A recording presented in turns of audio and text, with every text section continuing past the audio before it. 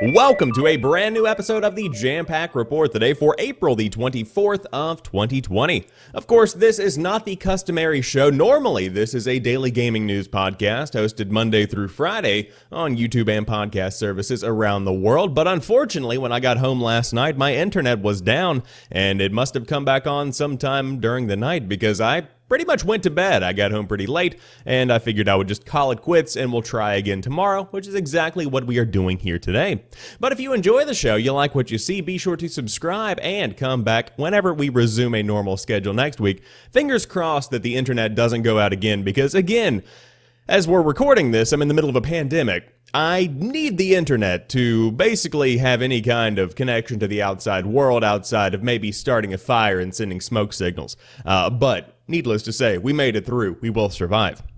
However, there is plenty of news to dive into today, so without further ado, let's go ahead and dive into it. First off, Guerrilla is planning a Horizon Zero Dawn trilogy. There are plans for next-gen sequels indicating gigantic scope and a co-op mode. Multiple sources have told VGC that Sony Interactive Entertainment has greenlit ambitious plans for the post-apocalyptic open-world franchise, which debuted in 2017 with the 10 million selling Zero Dawn. Amsterdam-based Guerrilla has always desired to deliver a series of Horizon games, and a multi-part script was written, but the plan was only officially agreed after the original game's strong debut on the PlayStation 4. Horizon is set on a far future Earth where nature has reclaimed the planet, but massive animal-like machines rule the land. Zero Dawn follows the story of Aloy, a young woman on a quest to explore the ruins of the ancient past. The title was both a commercial and critical success, with the team going on to win the 2018 BAFTA Game Award for Original Property. The next installment, Horizon Zero Dawn 2, started development soon after the first game's successful release, sources said. Initially, the game was planned for PlayStation 4, however, it's thought that development has now entirely shifted to focus on Sony's next-gen console. Horizon Zero Dawn 2 is said to be gigantic in scope, with a larger game world and more freedom to explore it than its predecessor. People with knowledge of the game also indicated the inclusion of a co-op feature, although it is not clear if this is delivered via the main story or a separate mode. At one point, Guerrilla was planning to release a standalone co-op game preview, with progress carrying over to the latter full version of Zero Dawn 2, one person involved told VGC. However, it is not clear if these plans are still in place. Co-op is a feature Guerrilla has long intended to introduce to the series, and it is understood PlayStation was equally keen to see its online functionality implemented in a sequel.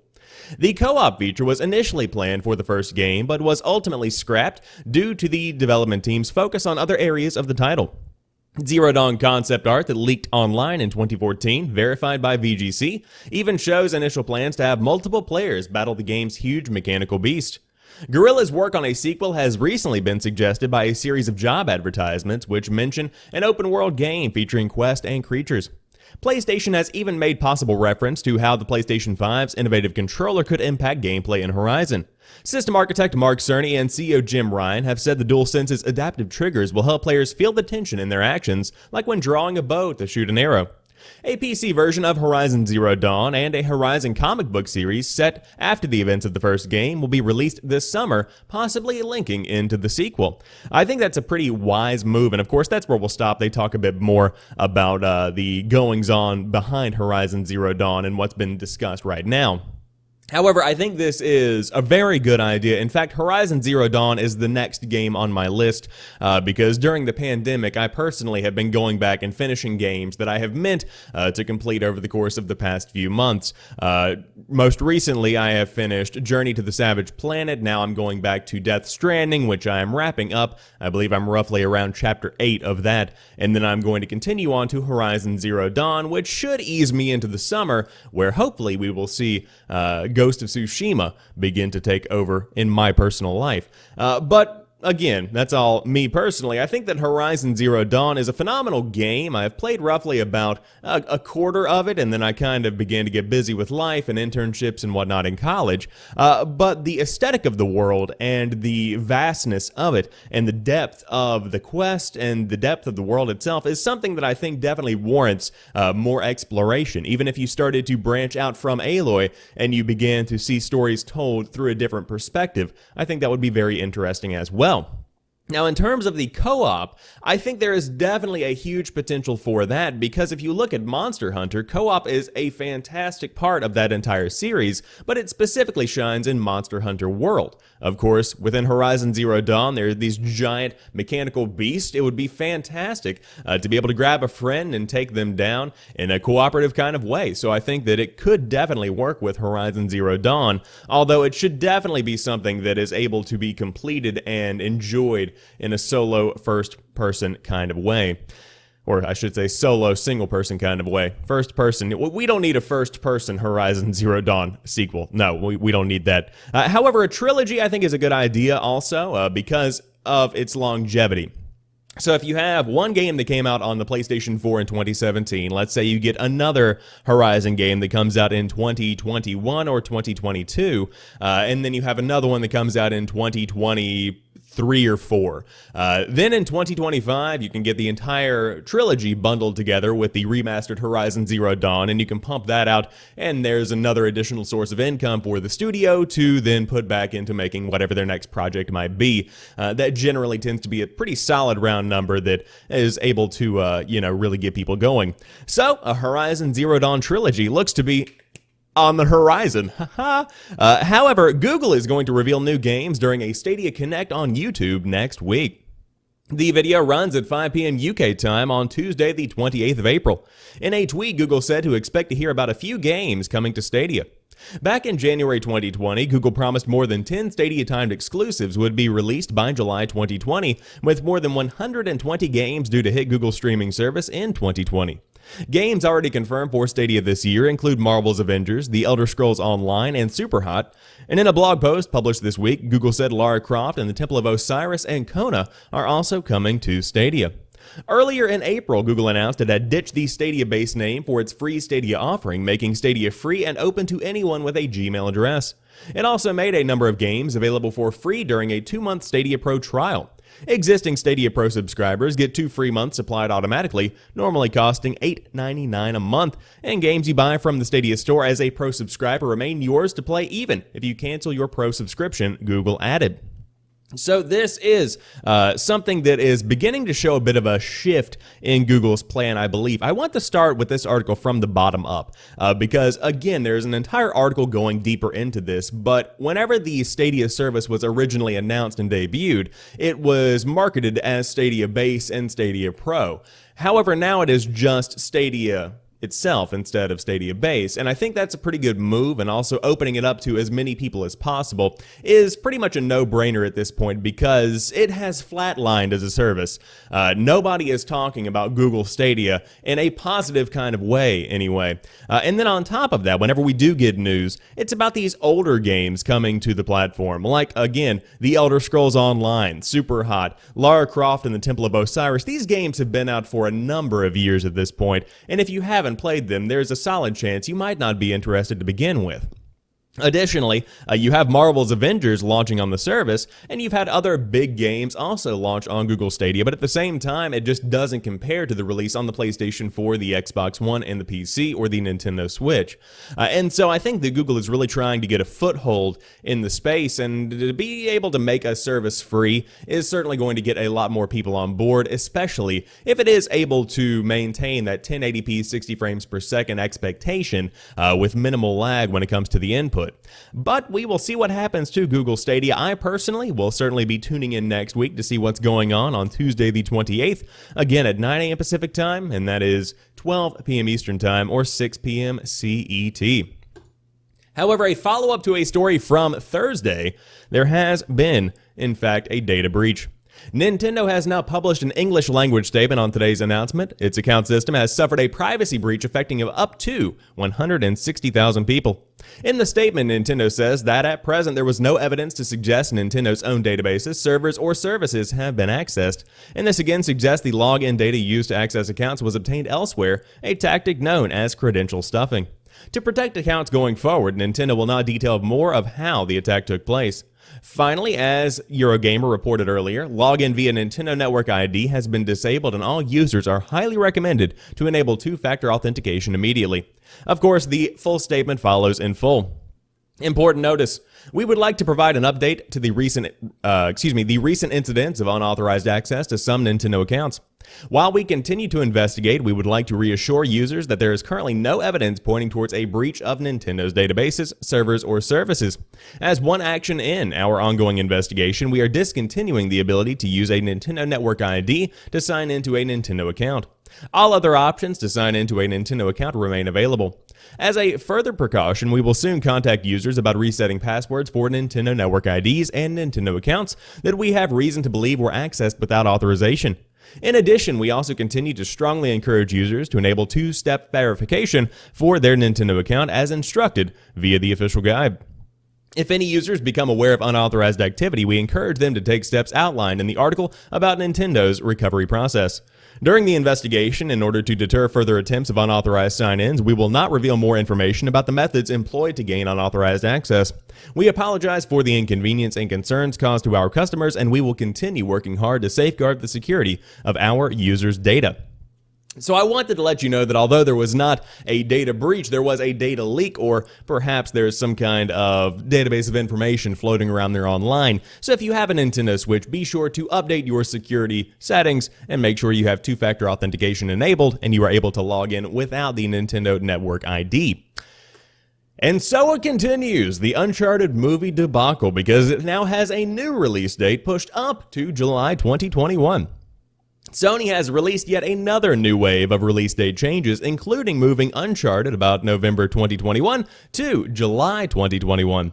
The studio also revealed new dates for their sequels to Spider-Man Far From Home and Spider-Man Into the Spider-Verse. And of course, you can find all of the information here if you did want to see when these movies would be coming out. And so just to kind of give you a rundown of the biggest changes here, in my opinion, Spider-Man Into the Spider-Verse sequel is going to be coming out on October 7th, 2022, instead of course, April 8th of 2022. Then on top of that, I will also say that a untitled Spider-Man movie that is a sequel to Far From Home is going to be coming out on November the 5th, 2021, instead of July 16th, 2021. Now, in terms of Uncharted, again, it was pushed up. It was actually... They fast-forwarded a bit, if you will, from, of course, the 8th of October all the way to July the 16th, 2021. And so I think that what that shows is potentially...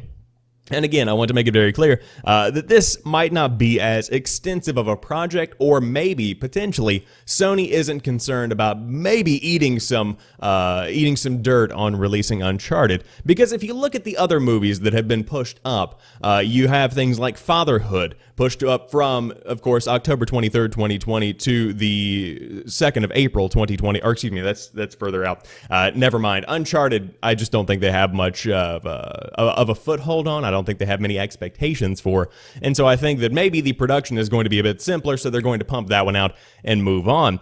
And also, it is worth mentioning that in the world of movies, if you aren't being inundated with new Marvel movies or with new action flicks or whatever it might be, if you have a bit of freedom here, then potentially an Uncharted movie starring Tom Holland could do very well if there's nothing else out in the movie theater right now. And so, hey, maybe it could actually benefit from the current situation and benefit from its new release date. But if you want to learn more, IGN has the entire rundown for you. And of course, articles that we talk about will be linked down below. But Travis Scott's Fortnite concert drew 12.3 million concurrent viewers. And I want to make it very clear, I'm going to be reading this from an analytical kind of perspective and just to let you guys know what was going on. I have never listened to a Travis Scott song. I am not a big fan of rap. I haven't played Fortnite since probably January 2019, maybe, something like that. But the first showing of Travis Scott's in-game Fortnite concert has concluded, and according to Epic Games, more than 12.3 million players logged in at once to experience it. A video posted to the musician's YouTube channel gives a good look at what it was like, although the in-game event was considerably more interactive.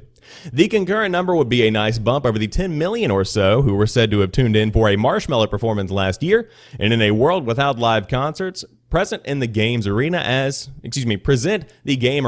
an interesting location to host shared experiences. Of course, there are upcoming show times: Friday, April 24th, 10 a.m. Eastern Time. That was yesterday. Saturday, today, April 25th at 12 a.m. Eastern Time. I just realized at the beginning of the show I said the wrong date. And then, of course, there are more shows throughout the day at 11 a.m. Eastern Time and 6 p.m. Eastern Time as well, according to Engadget. And so, I suppose this is neat, and I want to talk about this again from an analytical kind of perspective, because 12.3 million people tuning in is a significant amount of people. And I would also say that this was driven by Travis Scott's popularity in addition to simply people playing Fortnite. Because when it comes to Marshmello, you might not necessarily have people in their late 20s and early 30s that, really get down with Marshmello. That's more of a teenager kind of early 20s style of music. Not saying it's not good. That just tends to be the bulk of its audience. But on top of that, Travis Scott's somebody who is incredibly popular across a wide variety of people. So you might have, 35-year-old Tom or whoever it might be who gets off work and he comes home and he's like, man, it's been a long day. I heard there was a Travis Scott concert in Fortnite. Let me boot it up. He dusts off the PlayStation 4, turns on Fortnite, and dives on in. And so I suppose that definitely brought in a lot of people as well. But of course, tons of people watching online as well. I believe that the streams peaked at around 1.3 million on Twitch, concurrent. And then on top of that, there were many other people that were streaming on YouTube. And according to Rod Breslaw on Twitter, about 17 on Mixer. Just 17 people. Just kidding. There were plenty on Mixer as well, but it's the butt of the joke currently. So congrats to the guys over there at Epic Games for, number one, securing this deal. Number two, making it happen remotely. This was all done without anybody being in the office, which is very impressive, and it definitely earns some kudos in my book. However, this weekend, congratulations, you get a free arcade game because Pac-Man Championship Edition 2 is free for keeps on Steam. On consoles too, if that is your thing. Bandai Namco would very much like people to stay at home to help stop the spread of COVID-19, and to encourage you to do so, it's giving away Pac-Man Championship Edition 2 for the next 2 weeks. We will be sending our beloved Goodwill ambassador Pac-Man into everyone's homes by making Pac-Man Championship Edition 2 available for free starting from April 24th, 2020 at 10 a.m. Pacific Daylight Time to May 10th, 2020 at 10 a.m. Pacific Daylight Time for the PlayStation 4, the Xbox One, and PCs via Steam. Bandai Namco said, through this free limited time giveaway, we hope to bring fun into everyone's homes around the globe. That's a lot of weight to put on the shoulders of a game giveaway, but free is free. To get it, just pop around to Steam or PlayStation 4 or Xbox One and hit the add to account button or purchase or buy or whatever it might be. And as long as you do so before the May 10th deadline, it is yours to keep. If you would like to have it on console instead, or additionally, I suppose, the author says, you can snag it for PS4 and Xbox One via the links provided. I love Pac-Man Championship Edition. Now, I liked the original a lot better than 2, but again, free is free, and Pac-Man Championship Edition 2 is still a fantastic game. So by all means, dive in. It's a fantastic little fun arcade romp for you to stay at home too. But that rounds out today's episode of the Jampack Report. If you enjoyed this one, drop me a like down below and let me know what you think about everything we talked about here today. Are you looking forward to a Horizon Zero Dawn sequel? How about Google Stadia on top of that? Was your account affected by Nintendo's data debacle? By all means, I would love to see your thoughts, your comments, and your concerns down below. But until Monday, you guys have a fantastic one. I'll talk to you soon, and peace.